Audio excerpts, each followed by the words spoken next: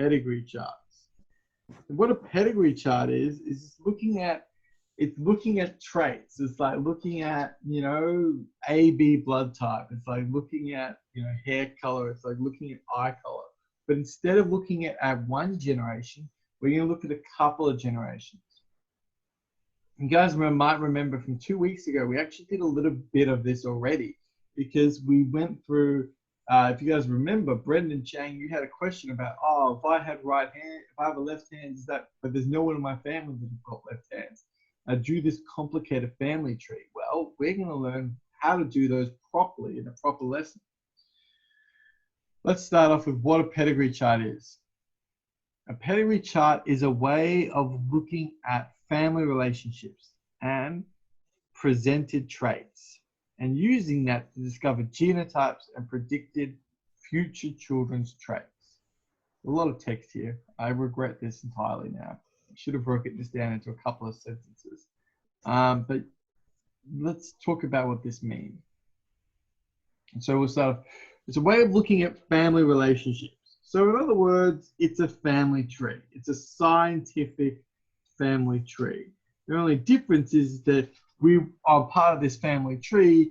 We're not just drawing a family tree. We're also asking, oh, does Uncle Frank have an attached earlobe or not? Does Auntie Marie, does Uncle, you know, Uncle David, does he have, is he deaf? You know, is Uncle Darren blind? You know, these are the kind of questions that we want to ask with this type of weird family tree. And so what we're looking at is we're looking for presented traits. So these are those things that you can see. And we can use these to discover genotypes, so dominant or recessive. And then we can use them to predict into the future. So there's a lot of information going on here, but it's going to make a little bit more sense what these charts are when we start to do them. And what you guys to understand as well is when we talk about pedigrees, this is almost an older form of information. This is what Mendeleev would have used with his beans. He wouldn't have been able to, you know, in the early 18th, middle of the 19th century, he wasn't able to be like, oh, I'll just get my he's probably thought, pardon me, Mendeleev couldn't.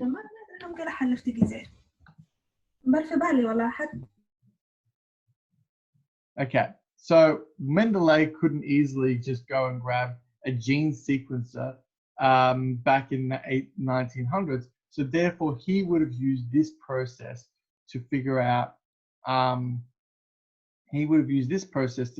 Whether or not a trait was dominant or recessive. He couldn't just look at a specific gene. And in fact, scientists use this pedigree charts more often than we use analyzing genes, because we use the pedigree to find out what trait to look for. And then after we know what trait we're looking for, then we start looking at the gene sequences to figure out what's going on. By the way, just in case, yeah. Are you drawing anything on the slide? Not at the moment, no. Okay, because I thought it was frozen. That's all right. I'm still here. As long as you can hear me, that's the main thing. So anyway, so the main thing is pedigree dogs, by the way, just in case you wanted to know, pedigree dogs have been selectively bred. So they're like purebred dogs, essentially. If you ever see the word pedigree, and also I think that's what it means. For example, I have a, you know, whining little greyhound, and he's yes, I'm talking about you. He's a pedigree dog, and what he, like, essentially what that means is that he is a, where is he? Just in case you want to see. He's a there he is. He's a purebred greyhound, right? So because he's a purebred greyhound, that means that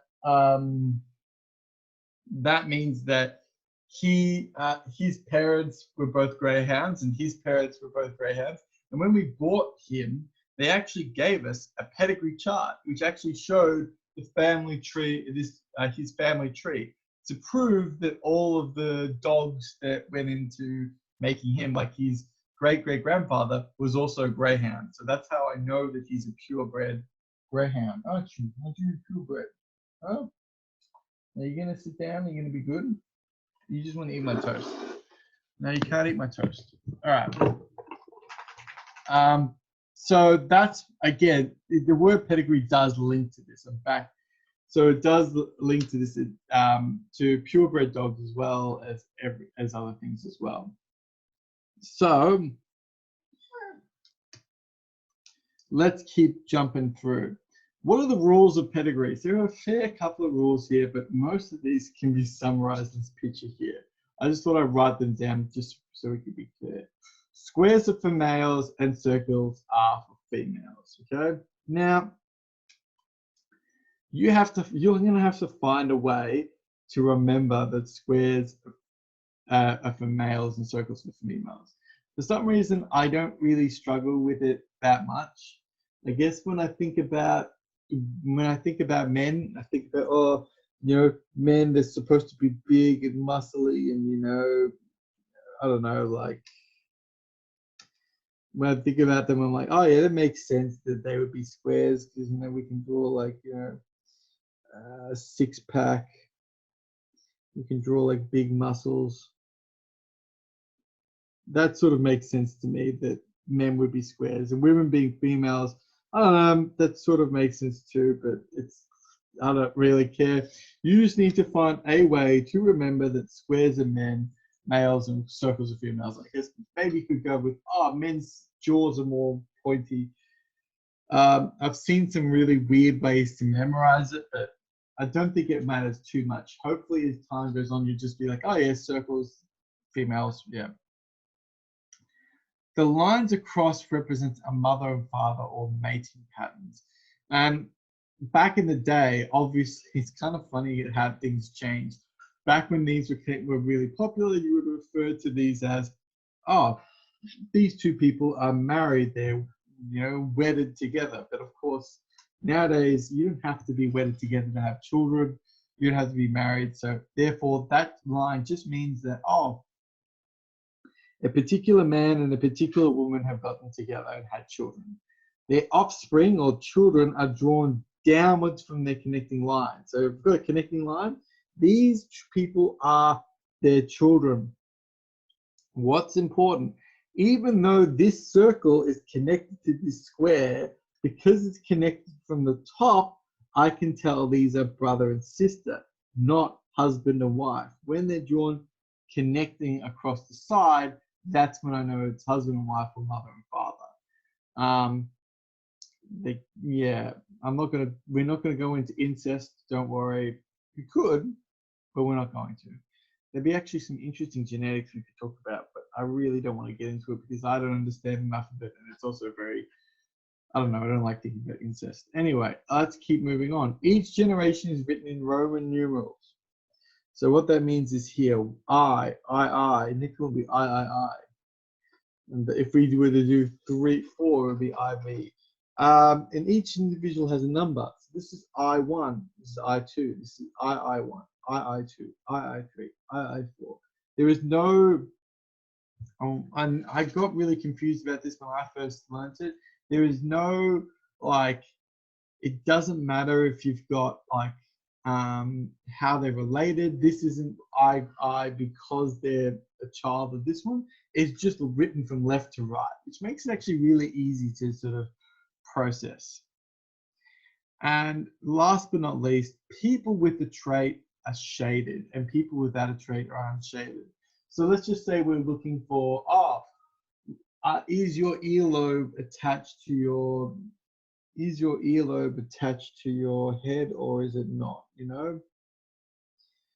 And so that is going to be, you might say, we're going to make unattached the trait. So this is unattached.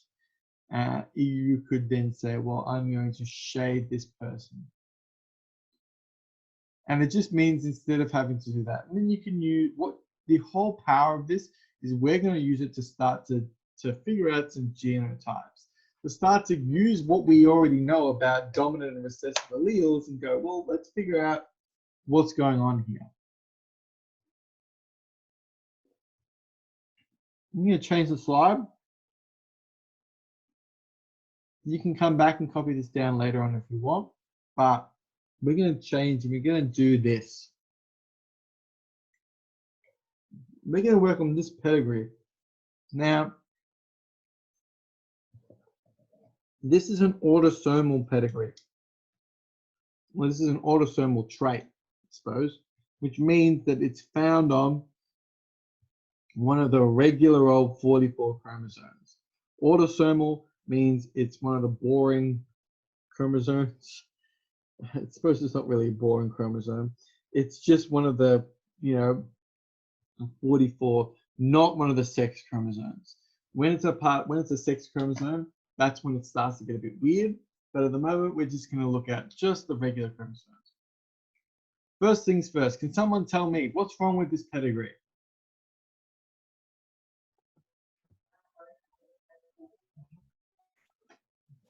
I should unmute you guys. This is going to get bad. I'm going to unmute everyone. Someone tell me. There's no label. There's no label? No, that's not the problem. Or is it a square? Is it to do something with square? Is it to do something with which, what, this square down the bottom? Yeah. What's the question? What's wrong with this pedigree? Did the parents No, wallahi dragged it, wallahi. Actually dragged like it. one of the No. the parents don't have Unmuted. actually wait, the parents are unshaded. Yeah, that's not the problem. Yeah, no shit, go crazy. What was Some that, of them David? shaded. It should be another square. Is that Thank the problem? you. All right, now I'm going to mute everyone. All right, the idea, David nailed it. That's facts. Took me a little while, but here's the thing, right? Every child needs to have a father and a mother. This particular one has two mothers, so that's the problem. So what was wrong with the pedigree? A child needs a mother and a father. You can't just have two mothers. So therefore, when you draw these, you need to be careful that you keeping track of that. Here's my next question. How is person II1, so that's this one here, how is this person related to I2? So that's this person here. How are these two people related? I'm going to unmute people. Can you guys let me know how are these two people related? Yes, okay. And I don't want you to take them out Father, daughter. because I will go back to Father and daughter? Yeah, that was The correct. daughter. Yeah, father and daughter. I don't want to Nice. miss To it. me, خليها زي ما هي دي. Samir's having a الكلام conversation فوقها. with someone إيه else. كده. Doing this. شالت أيه؟ I don't know what Samir is up to, but he's clearly, I don't know, doing something else. Father, or maybe his mum's having a conversation on the phone, who knows? Samir lives with, they are father and daughter. Now, I'm going to ask these types of questions a fair bit because I want you guys to understand how this particular pedigree or how any pedigree is set up. These two are father and daughter, these two is mother and daughter, and these two are brother and sister. So just being aware of that is going to be really important. Now, what we're actually going to look at, what trait we're going to be looking at today is red hair. Now, red hair is actually an autosomal trait, which means it doesn't matter, it has nothing to do with the gender of the child at all. It's completely to do with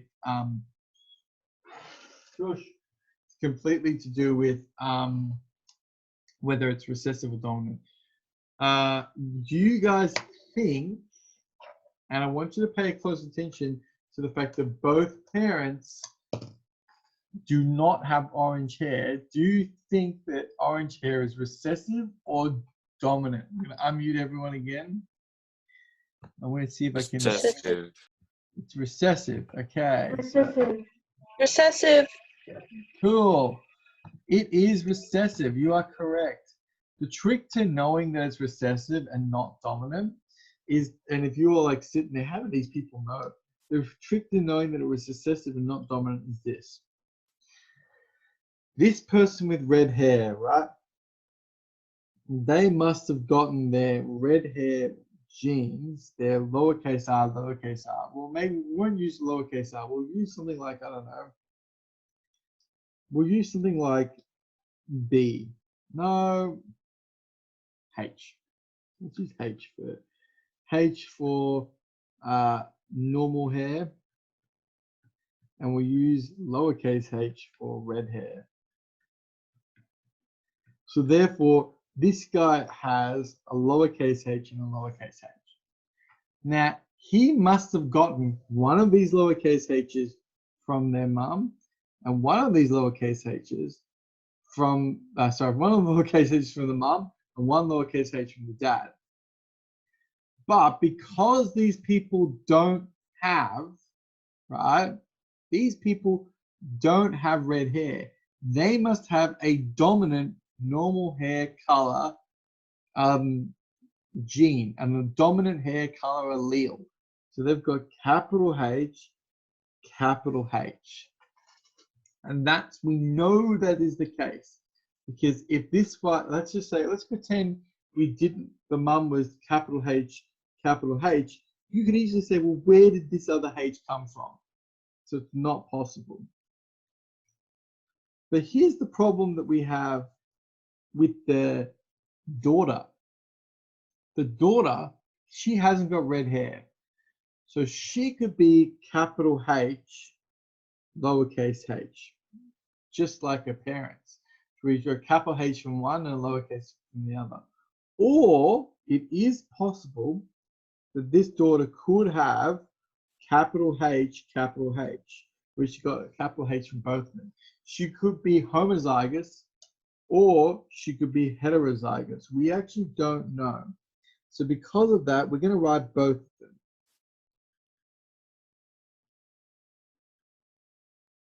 But we know that the parents are this sort of condition here. And yeah, these parents could have either of those two children. They could pretty much, because again, they've got one of each gene, they could produce any type of child. Now, pedigrees are great for this, but let's take this one step further. This is a pedigree for just the parent. This is a pedigree for just two generations, parents and their children. I want to take this to the next level. So we're going to take this to the next level by making this more complicated, by making this larger.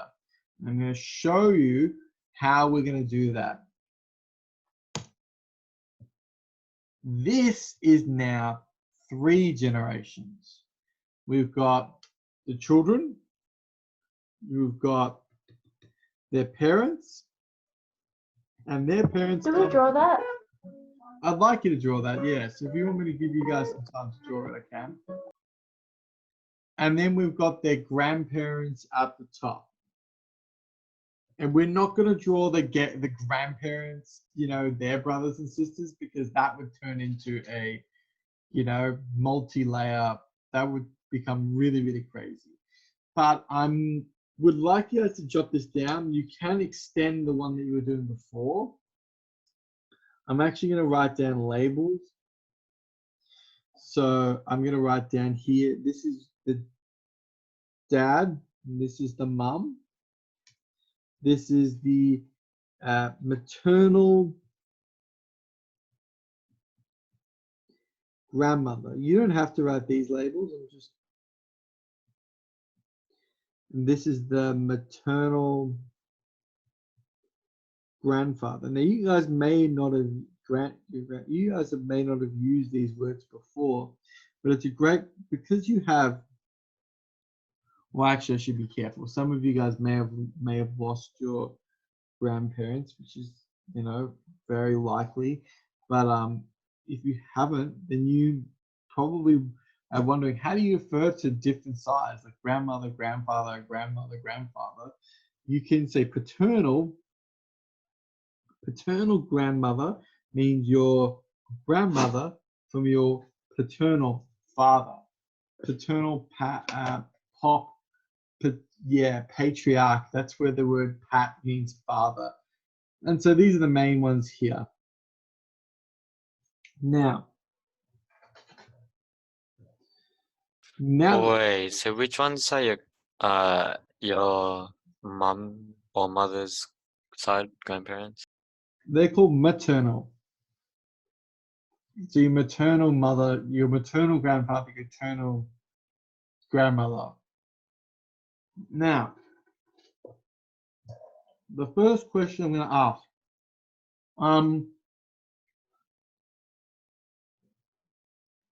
how many sisters does this kid's mum have?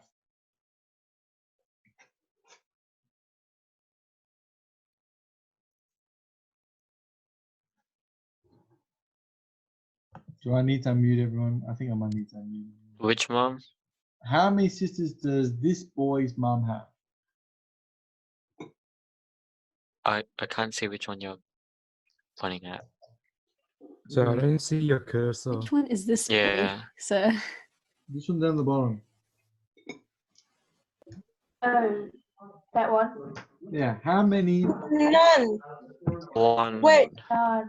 Wait, how many what? Let me ask the question again. How many sisters does this person's mum have? One. One. Here is the one sister. What about his father's? What about his father? How many sisters does his father have? One. One. One.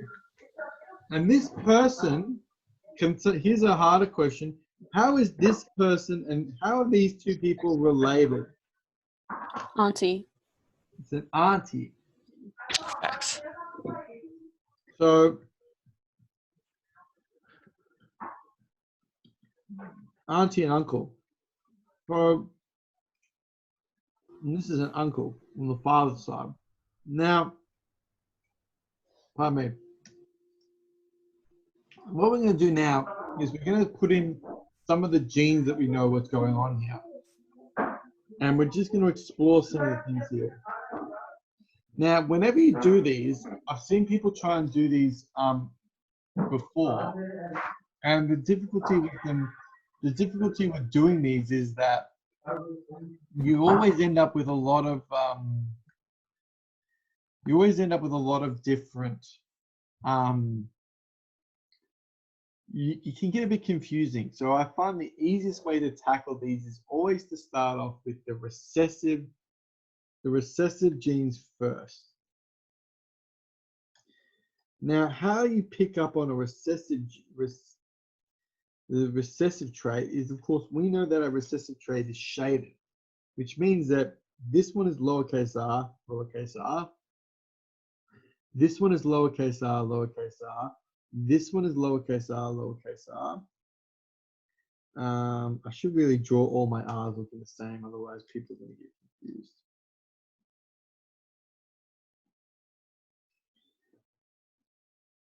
And lowercase r. That's the easiest way that I think to do this. Okay. Now what we're going to do is we're going to process each one. Okay. Now, the second easiest thing. Now we know that this one has to have a lowercase r and this one has to have a lowercase r because each of them gave a lowercase r to their son. But because, oh my God, why did I choose lowercase r? I'm an idiot. But because I've changed completely. I feel really annoyed by that.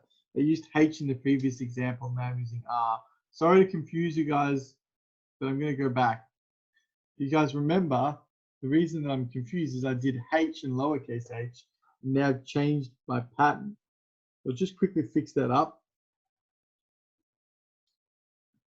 Sorry. Now, we already did this one, but again, just for a reminder, both of these parents have to give a lowercase h for their son to get two lowercase h's. And so this one could be uppercase h or lowercase h or uppercase h, uppercase h. We actually have no idea.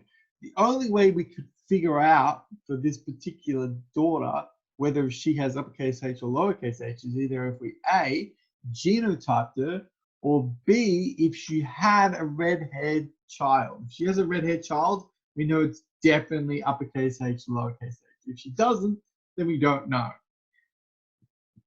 So let's now look at, let's start with the mother's side of the family first. Now, the mother's side of the family, again, notice how these are 1, 2, 3, 4, 5, 6, right? They're not written in like, oh, this is related. This person's just written from left to right. Let's look at the,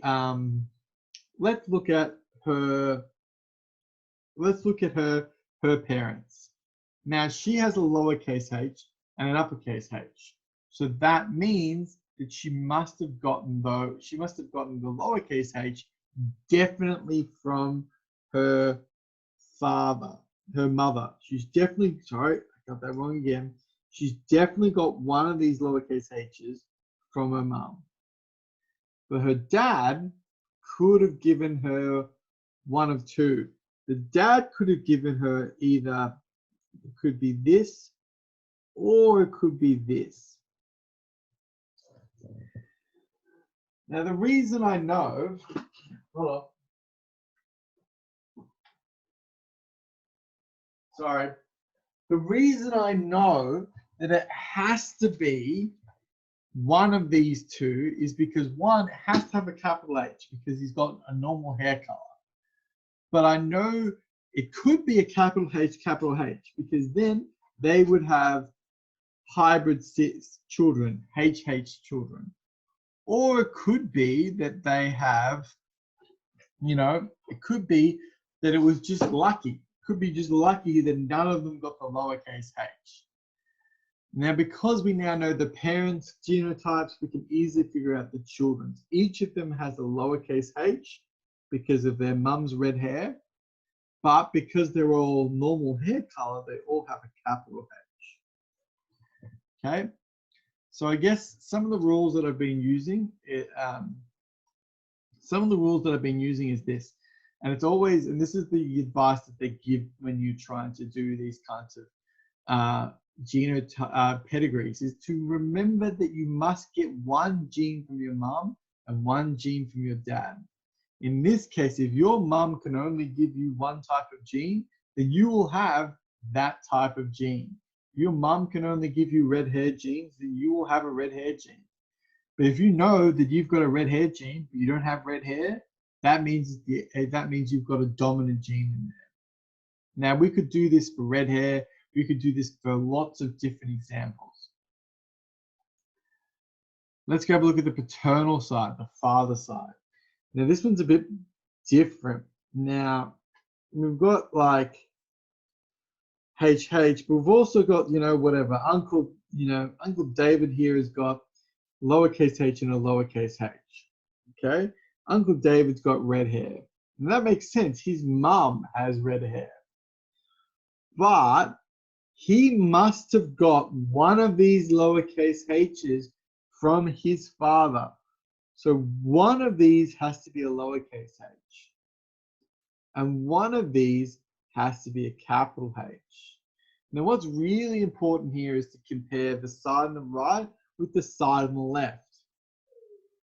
With the side on the right, we know that it's capital H, lowercase h, because one of the children had two lowercase h's. So it has to come from somewhere. For this side here, we don't know whether it's capital H or lowercase h because none of these children are lowercase h, none lowercase h. None of these children have two lowercase h's. Does that mean that it's 100% has to be the top one? No, because they could have had another child, and guess what? That next child could have been red hair. At this point, though, I will say this, and I'm not really supposed to tell you this, but I will point this out. It's probably more likely that this is the case. because he's rolled the dice 3 times and they've gotten capital H 3 times in a row. It's not though 100%, and I'm sure a lot of you guys know that there are a lot of families which have 3 children that are all female, or 3 boys in a family. It doesn't mean that the father can't give a boy gene. It just means it's more likely. It just means that chance is chance. Now, because this has a capital H, lowercase h, this is a capital H, lowercase h, this child must get a lowercase h from his mum, but she must get a lowercase h from her mum, and therefore the only way that she can have normal hair color is she must also be a capital H. So she's also this sort of situation here. This is what we would call, by the way, these ones here, these are heterozygous. They're hybrids. They have both of them. Whereas the lowercase h, these are homozygous. Now, are there any questions on how I've done that? I'm going to list some of the techniques that I've used to do this in a second. Oh, crap, I'm out of time. Sorry. Are there any questions about what I did here?